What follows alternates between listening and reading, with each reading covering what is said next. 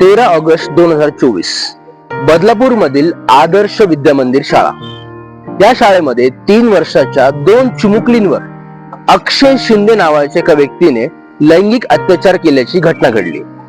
या घटनेचे असे पडसाद उमटले की बदलापूरकरांनी त्या शाळेमध्ये शिरून संपूर्ण शाळेची तोडफोड केली. काही जमावाने बदलापूर रेल्वे स्थानकावर ठिय्या आंदोलन देऊन संपूर्ण रेल्वे सेवा ठप्प केली.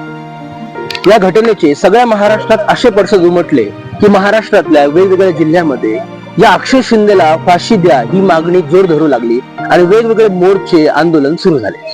चौकशी करत असताना पोलिसांच्या लक्षात आलं की अक्षय शिंदे हा मुळातच विकृत आहे. त्याचं कारण म्हणजे अवघ्या 24 वर्षातच अक्षय शिंदेचे एकूण 3 लग्न झालेले आणि त्या 3ही लग्नापैकी एकही पत्नी त्याच्यासोबत राहत नाही.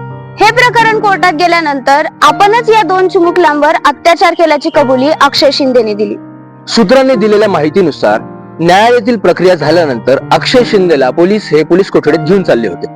रस्त्यामध्ये पळून जाण्याच्या प्रयत्नातून अक्षय शिंदेने पोलिसांकडे असणारं पिस्तूल हे हिसकावलं आणि पोलिसांवर गोळीबार केला.